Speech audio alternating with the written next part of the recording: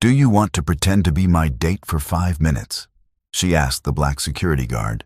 A hush fell over the Grand Hotel ballroom as Charlie Bennett, 29, stood frozen by the gilded railing. Her heart pounded in her chest like a percussionist on a mission. The chandelier's crystals cast scattered rainbows across her silk emerald wrapped dress, a gift from her late grandmother and the one thing anchoring her tonight. The annual Bennett Foundation Gala was in full swing, laughter, swirling gowns, and the tinkling of champagne glasses. Charlie's chest tightened at the sight of her ex-boyfriend, Dane, laughing with his new fiancée across the room. She tugged at the neckline of her dress, suddenly wishing for invisibility. Her gaze darted down to the darkened alcove where the security team stood. Among them was Marcus Reid, 32, a black American guard with deep mahogany skin, short cropped black hair, and warm brown eyes that saw more than just faces. Tall and fit, he wore the crisp black uniform of the hotel's security detail, straight creases in his trousers, polished shoes that clicked softly on marble. Charlie took a breath and crossed the ballroom, past guests swirling in laughter, until she stood before him. Marcus paused from checking his earpiece, his gaze curious. She cleared her throat, voice low. "Marcus, hi. Could I ask a favor?" He tilted his head, eyes warm but businesslike. "Depends on the favor, Miss Bennett." Charlie's pulse quickened. "See over there," she whispered, nodding toward Dane and his fiancée posing for photos. "Would you pretend to be my date?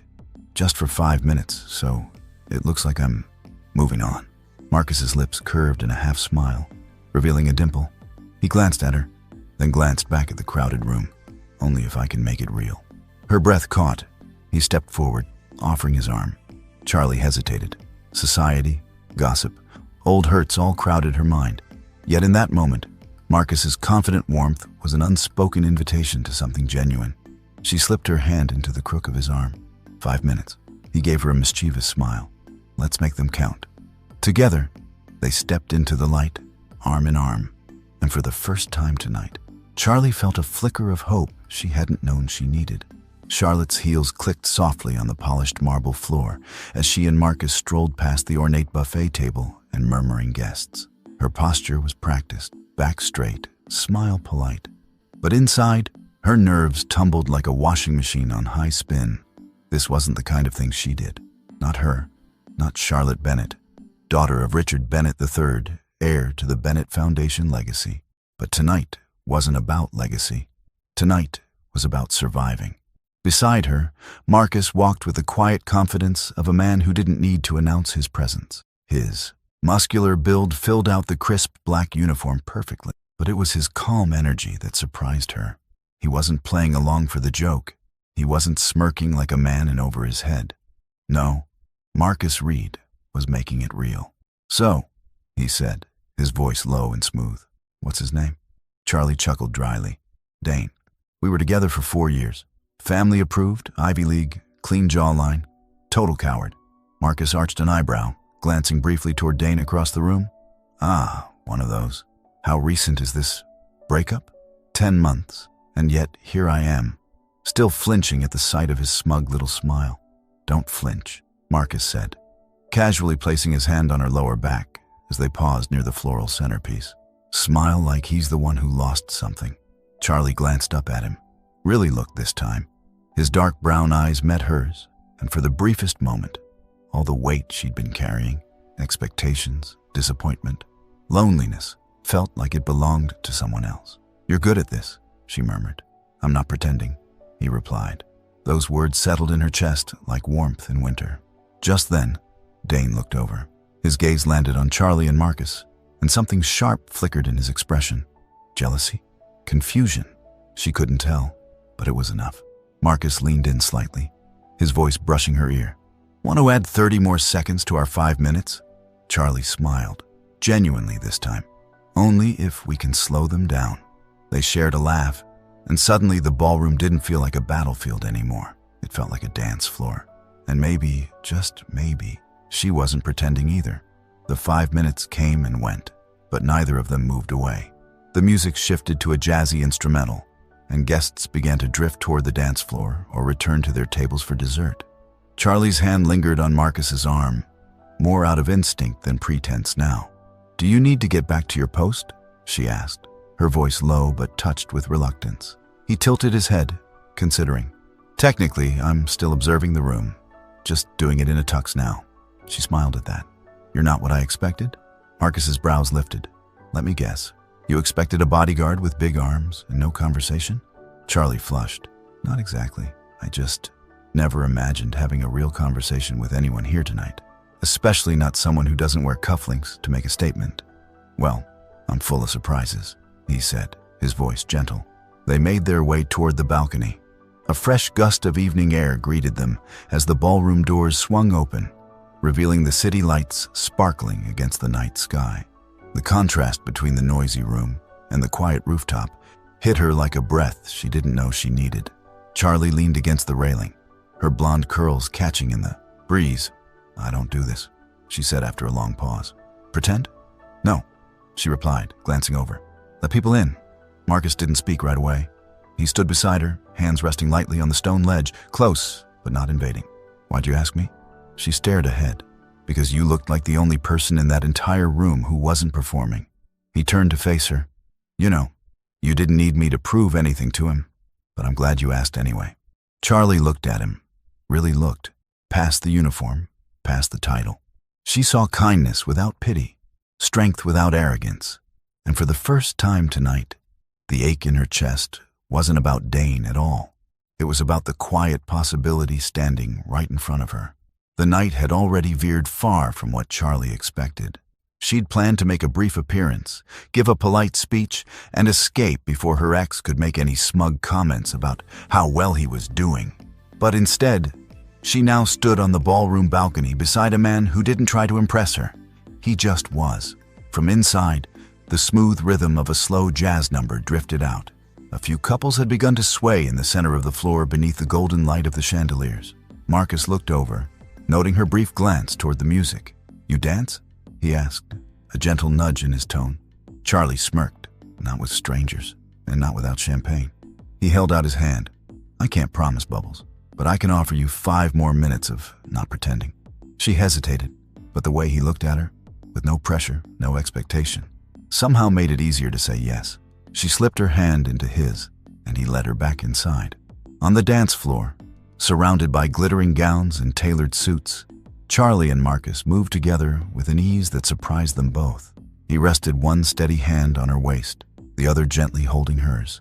She was hyper-aware of every point of contact, his warmth, his rhythm, the quiet way he watched her, not with possession, but with attention. "You know," she said softly, "you have a way of making people forget they're being watched." "That's because I see them, not their titles," Marcus replied. Charlie swallowed, her chest tightening in a different way now. For so long, she'd carried her last name like armor. Tonight, it felt like a weight she might finally want to let go of. As the song wound down, she realized something. People were watching. Dane, her friends, even her father's colleagues. But for once, she didn't care. When the music stopped, neither of them stepped back right away. Marcus's hand lingered on the small of her back, her hand still resting against his chest. Charlie looked up at him. "This isn't going how I planned," he smiled. "Then maybe it's finally going right." Charlie stood in the powder room, gripping the edge of the porcelain sink, her breathing just slightly off rhythm. Her reflection stared back at her. Flushed cheeks, bright eyes, tousled blonde curls from dancing. She looked like a woman who had just fallen headfirst into something she didn't expect or want. "Pull it together," she whispered to herself. It was 5 minutes, and then 5 more. But it wasn't just the dancing or the way Marcus had looked at her. It was how she felt being looked at that way, like she was more than a polished mask and an old last name. No one had looked at her like that since, maybe ever. She splashed cold water on her wrist, trying to slow her heart rate. When she emerged, the gala was starting to quiet. Guests filtered out, coats draped over arms, conversations dissolving into the night. The lights were dimmer now, and yet she could still see Marcus standing near the ballroom's back wall, eyes scanning the room with professional calm. But something softer surfacing when he caught sight of her. She walked over slowly, heels clicking against marble, every step feeling heavier with uncertainty. Was she really catching feelings for a security guard she'd met just an hour ago? Someone her father would call inappropriate before even knowing his name. "You okay?" Marcus asked as she approached, voice low, his concern unmistakable. She nodded. "Yeah, just thinking." He gave a small smile. About whether it was all pretend? She met his eyes, number, about how hard it is to admit it wasn't. Marcus's face softened. Sometimes, what starts off pretend ends up showing you what's real. She swallowed hard. She'd fought for so long to keep everything controlled, expected, acceptable. But standing here with Marcus, this grounded, sincere man, she felt the pull of something deeper. "Thank you," she said quietly, "for making me feel seen tonight." He didn't smile this time. He just looked at her with that quiet intensity. "You don't need anyone to see you, Charlotte. You just need someone who doesn't look away." And right then, she knew she'd never forget those words. The gala had ended. Empty champagne flutes lined the tables. The string quartet had packed up their instruments, and the last of the socialites were being helped into luxury town cars. Yet Charlie lingered on the steps outside the venue, her arms wrapped around herself, not from cold, but from something she couldn't quite name.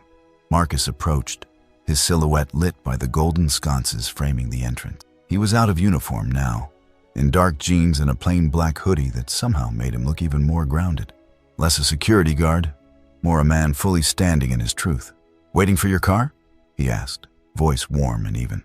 Charlie nodded, then hesitated. "Not in a rush. I needed a breather." Marcus stood beside her, silent for a few moments. "You handled tonight with a lot of grace." She chuckled. "I handled it with 3, near panic attacks and a lot of pretending." He turned to her. "I saw a woman who walked into a room full of judgment and still found the courage to ask for something real." She blinked. "Do you always talk like this?" Marcus gave a half smile. "Only when I mean it." He didn't flirt. He didn't push. He simply showed up. And that, somehow, meant more to Charlie than flowers or flattering words ever had. She looked at him. "Do you always help out damsels in emotional distress?" "Only the ones who look like they forgot how strong they are." She felt her throat tighten, not because of the words, but because of how much they reflected what she'd been afraid to admit. That she had let herself be small in the eyes of people like Dane. That she had tried to shrink herself to be more acceptable. Marcus didn't see her as fragile. He saw her as human, and that made all the difference. The valet called her name. Her car was ready. She turned back to Marcus. "You off tomorrow?" He shrugged. "Could be. Why?" "I owe you a real thank you. Not in front of chandeliers and X's." His smile spread, slow and sure. "Then I'll keep my evening open." And with that, a spark of something real began to glow brighter than any ballroom light. The little corner cafe on 9th and Larchmont wasn't exactly high society, but it was quiet, warm, and smelled like roasted hazelnut and cinnamon. Charlie sat across from Marcus, a scarf looped loosely around her neck, oversized sunglasses pushed up into her tousled blonde hair. Her almond milk cappuccino sat untouched. Marcus, dressed in a charcoal gray Henley and a worn leather jacket, stirred his black coffee calmly, as if he wasn't aware that every other table had turned to glance at them at least once since they walked in. Charlie leaned in. "Are they always this obvious?" He followed her gaze briefly. A couple 2 tables down whispered something, eyes flitting toward them, then quickly looking away. Marcus shrugged. "Some folks think their stares are subtle.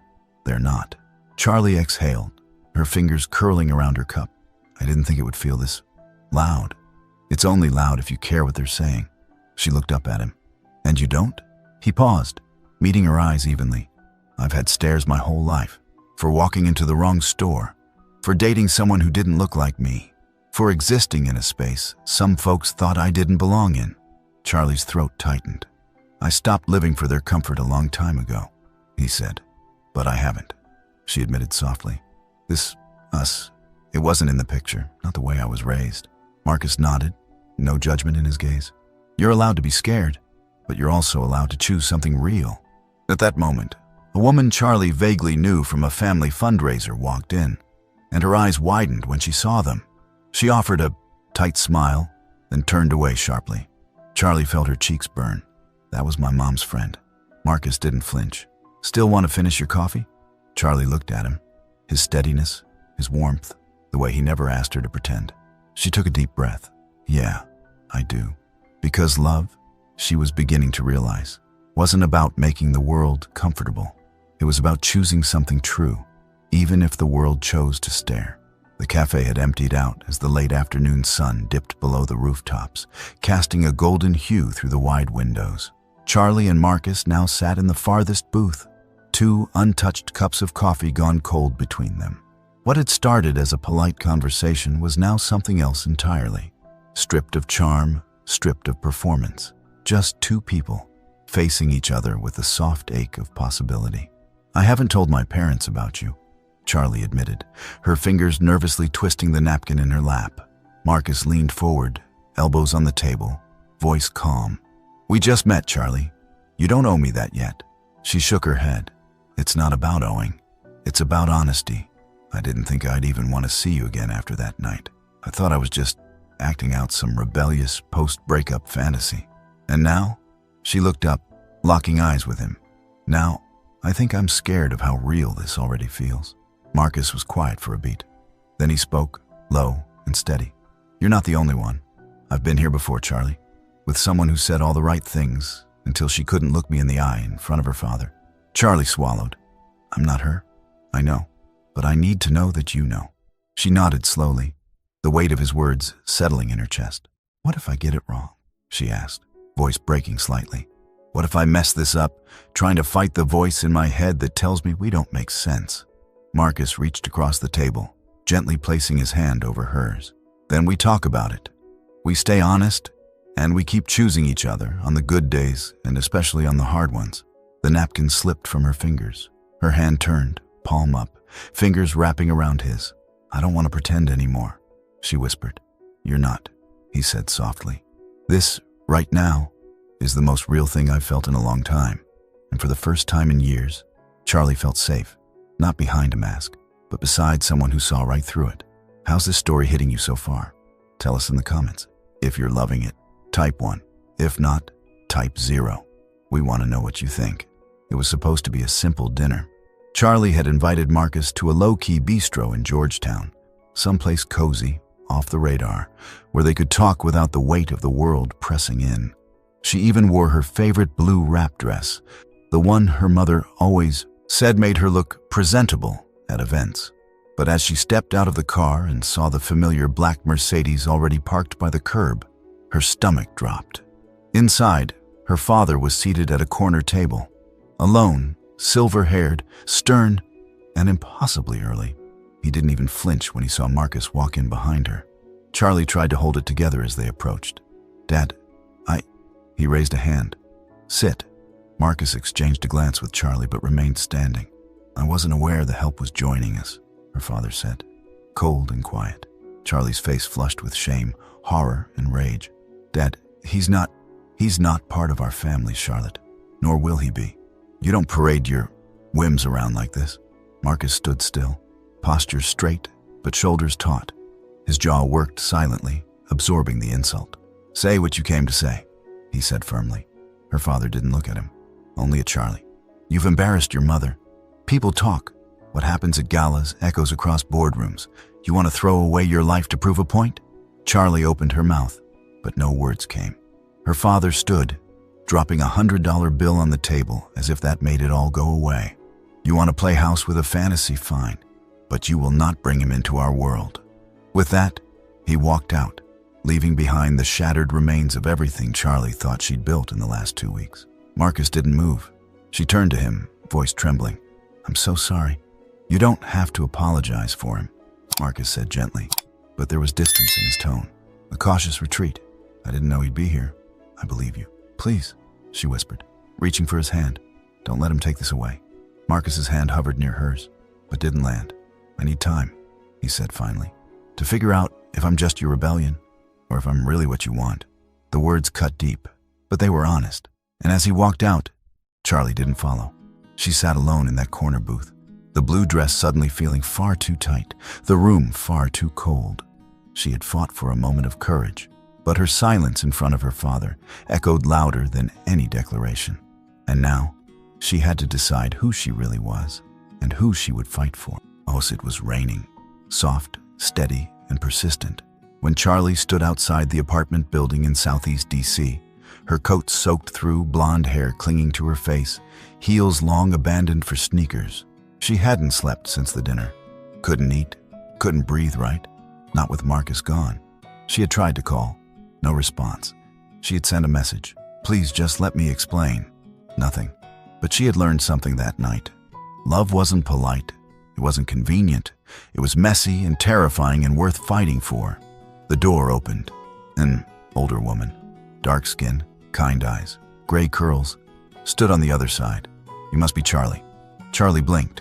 Yes, I'm looking for Marcus. The woman gave a small nod. I'm his aunt.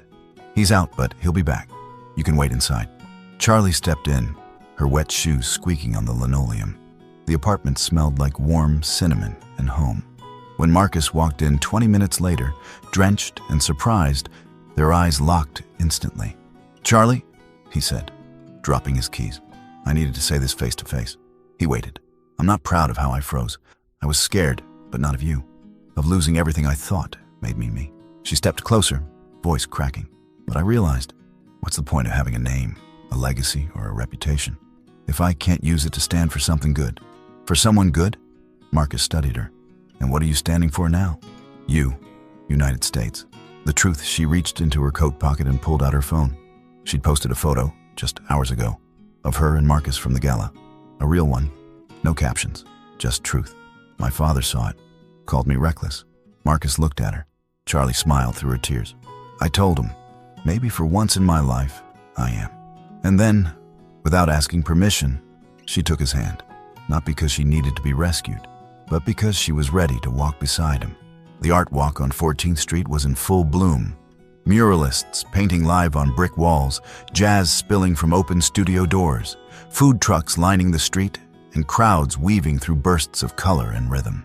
It was Washington, D.C., unfiltered and alive, a community melting pot, and Charlie stood right in the middle of it, hand in hand with Marcus. Gone were the curated dresses and socialite posture. She wore a simple white tee, jeans, and sneakers. Her blonde hair was tied up messily, sunglasses on top, the faintest shimmer of gloss on her lips. Her hand didn't tremble in his anymore. It fit there. It belonged. Marcus wore a black short-sleeve button-down, fitted just enough to hint at the strength in his arms. His other hand held a cherry snow cone, which he offered to Charlie with a grin. Want a bite? She laughed, taking it. This is probably the first time I've ever eaten off a food truck. He raised an eyebrow. And how do we feel about it? Dangerously underdressed and completely free. As they walked, people stared. Some smiled, some looked confused. One older black woman with silver braids tapped Marcus's shoulder and said, She must be special. He nodded. She is. But the biggest surprise came when they turned a corner, and there stood Charlie's mother, not in a ball gown, in jeans, holding a latte, alone. Their eyes met, a beat of stillness. And then, she walked over. I saw your post, her mother said softly. Charlie held her ground, and there was silence. Then, you look happy, sweetheart. I am. Her mother nodded. Then that's all that matters. No grand acceptance, no poetic speech, just a first step.